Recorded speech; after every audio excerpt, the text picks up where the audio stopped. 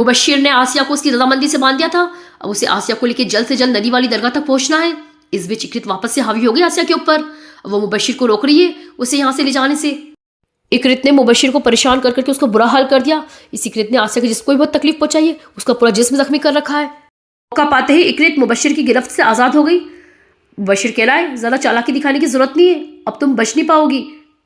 इकरित ने बड़ी ही आसानी से रस्सियां तोड़ दी। मुबशिर देख रहा उसे। आसिया के जिस्म को उसने पूरी तरीके से अपना घर बना लिया है। अगर ऐसा ही रहा तो बहुत जल्द वो अपनी सारी शक्तियां फिर से हासिल कर लेगी। इकरित आसिया के जिस्म में, इस वजह से मुबशिर उसे कोई चोट पहुंचाना नहीं चाह रहा था कि इससे आसिया को तकलीफ होगी।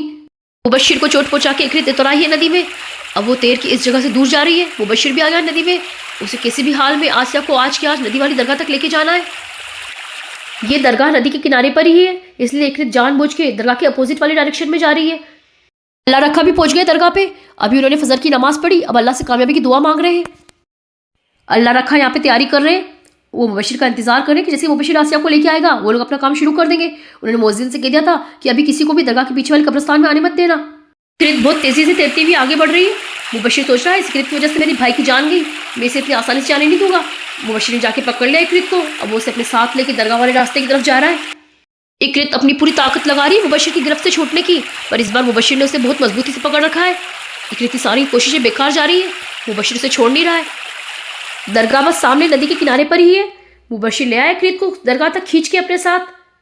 दरगाह पर पहुंचते से जैसे मुबशिर ने आसिया को दरगाह की सीढ़ियों पर खड़ा करा, वहां पे खड़ी नहीं हो पाई। उसके पैर जलने लग गए। आसिया के जिस्म के अंदर इस वक्त इकरित है, जो कि एक गंदी शय है। इस वजह से आसिया को भी तकलीफ हो रही थी। इसके पैरों में भी आग लग रही थी। मुबशिर से आसिया की तकलीफ देखने गई, इसलिए उसने उसे गोद में ले लिया। मुबशिर आसिया को उठा के दरगाह के पीछे वाले कब्रिस्तान में लेके आ गया। यहाँ पे अल्लाह रखा उसका इंतजार कर रहे थे। अल्लाह रखा कह रहे मुबशिर से इस पूरे काम में आसिया को बहुत तकलीफ होने वाली है, तुम्हें होशियारी से काम लेना होगा। हो सकता है ये इकरित आसिया की जान भी ले ले, इसलिए तुम्हें संभल के सारे काम करने होंगे। अल्लाह का नाम लेके मुबशिर ने अपना काम शुरू कर दिया। अब वो आसिया के जिस्म से इकरित को निकालने की कोशिश कर रहा है। अब वो जोर जोर से आयतें पढ़ रहा है, जिस वजह से इकरित को तकलीफ हो रही है और वो आसिया को भी तकलीफ पहुंचा रही है।